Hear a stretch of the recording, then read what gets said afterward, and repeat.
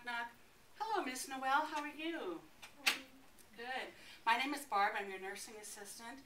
And Harvey wanted to see you down in the dining room. I think he had a gift he wanted to share with you. So we're going to get you up in the wheelchair, get you all fixed up here today, and you can have some time with Harvey. So I'm going to wash my hands. And I could just say that I would wash them because I already did it in the skill, the hand washing skill. And I'd like you to get in the habit of actually pulling the curtain. If it's in your way, you can push it back. But if you just say, and I would pull the curtain, you might get in the habit of doing that all quarter. And if you do that for the state test, you'll get that marked wrong, okay? So get in the habit of actually touching it, pulling it a bit. And if it's in your way, you can push it back. Okay, so the next thing I'm going to do are my safety things. So I'm going to check the brakes on the bed.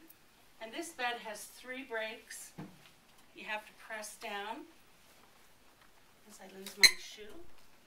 Yes, I checked these previously. The colored piece of plastic is in the down position. And then you could always also shake the bed as well. I'm going to bring the wheelchair close. But why would I not want the wheelchair real close at this point in time? You don't have anywhere to move. Right, because when I go to pivot Miss Noel, her legs are going to clobber right into it. So I'm going to leave it back here a little bit so I can still reach it with one hand, pretty much. Okay, Miss Noel, we're going to say she's weak, but has enough strength to help move herself to the side of the bed. Let's see if you can move yourself over to this side a little bit, please. Inching over. You can use your hands to push yourself. Very good. Okay. And I want to make sure the bed is in the lowest position.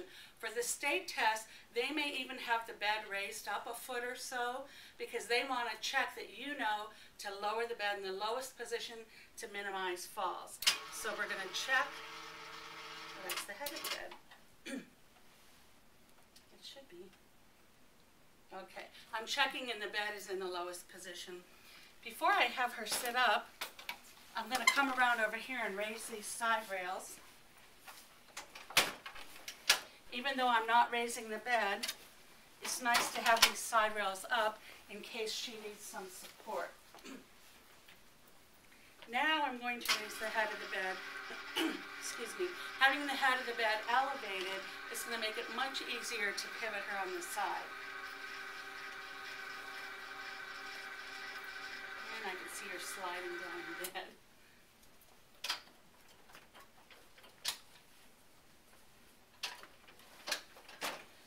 Excuse me.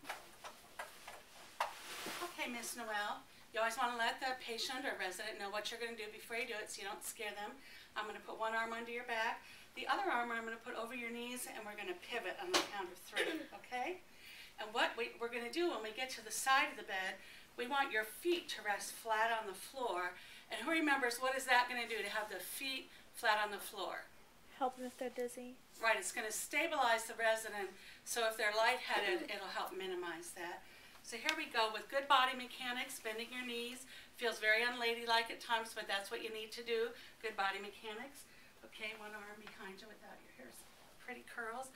Okay, in the count of 3, we're going to pivot. 1, 2, 3, pushing off with your hands. Good. Do you see how Noelle pushed with her hands? And her feet are flat on the floor. So you want to find out how your resident is feeling. How you doing? Good. Are you lightheaded or anything? No. Okay, if they were a little lightheaded, what would be a good thing to do? Put them back. Give them a few seconds. If they didn't seem to get better with their feet on the floor, if they seemed like they were going to pass out, of course we want to lay them back in bed. So now I want to put on her non-skid slippers, or we have her flip-flops here.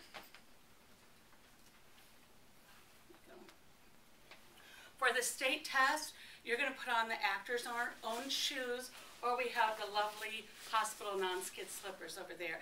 If they have tie-up shoes, you must actually tie them. You can't leave them untied. So with one hand on my patient, I'm going to bring the wheelchair very close, because we're not going to walk for this skill. We're just going to stand Miss Noel up, pivot her, and help her to sit down. So I'm bringing it very close. At this point, I'm putting on my wheelchair brakes. This is the second critical element. Before we stand her up, though, your daughter got this at Macy's on the clearance rack. I think it's lovely. Here we go. We're going to leave it open in the front so it'll function as a robe.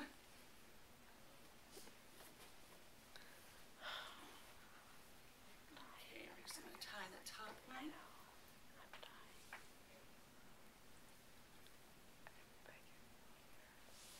I'll let you pull your hair out of there so I don't.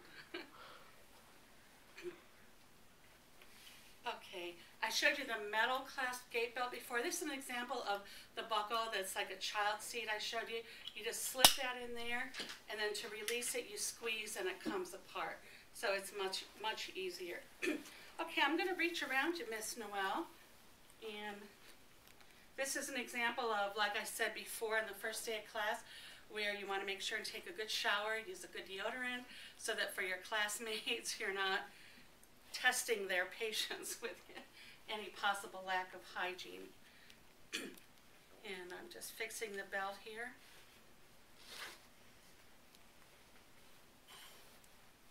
I have to start all over. I made it smaller.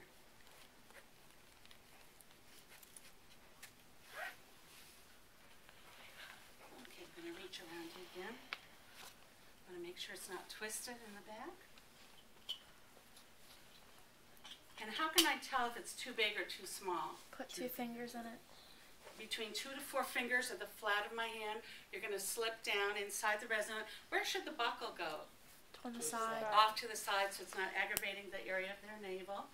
And on a thin gal like Noelle, you see I have this 2.5 feet of strap left over so that it's not dangling, getting in the way. You can fold it in half and tuck it into the belt. That makes it a lot safer. Excuse me. Okay, is that too tight? Okay, you want it snug but not too tight. And now if y'all want to come closer, there's some safety things that we can do. Y'all come take a look. You have 2 options. You can either make a V with your feet around the actor or patient or resident's feet, so that if they start to slip, it's just a little something that would help to catch them. Another thing you could do is go toe-to-toe with your resident and then have your knees, if you could put your feet back a little, please. Toe-to-toe and then have your knees be close to theirs. I prefer the V. I feel like that gives me more stability. So, okay, Miss Noel, on the count of 3, I'm going to come closer to you. I'm going to put my arms underneath your arms, grab a hold of the gate belt. On the count of 3, we're going to stand. We're going to turn and pivot. Then I want you to feel the chair behind your knees. You can put your arms here, and when you feel safe, I'll help to lower you into the chair. Okay? So I'm making my V. I'm going to reach in, bending my knees, good body mechanics, and you can push off with your hands. Excellent. On the count of 3, 1, 2, 3. Good. How you feeling? Good. You're not lightheaded? Okay, let's pivot. Go ahead and feel for the chair with your knees and hands. Okay, I'm making my V again. 1, 2, 3. We'll sit down. Good. How you doing? Good. Okay, now I'm going to remove the gate belt. If you could lean forward just a little, please. Set that over here. There we go. Okay, let's lift up this leg, please. You have the footrest. How does that feel? Comfortable. Okay. Now we don't want, Miss Noel, we don't want our patients or residents facing the wall because that might feel like a punishment. Oh, excuse me. So we're going to turn them around so that they're facing out that way. Going to get the call light. We'll set it over here. If you notice there's a clip on here, why would I want to not just leave it laying on her lap? It could fall. It could fall and then she could injure herself trying to get it. So you always want to clip it on. You can tie it onto the arm here. Know the policy of your facility. Some places prefer you to leave the call light close by on the bed. Other places would have you to clip it onto their clothing or blanket or something. Then I would get her reading material, her water, whatever else she would like. I'm going to push back the curtain, wash my hands, and we're done with this skill. When you're done, leave the brakes off and simply say, I would leave her brakes on or off depending on what her care plan required.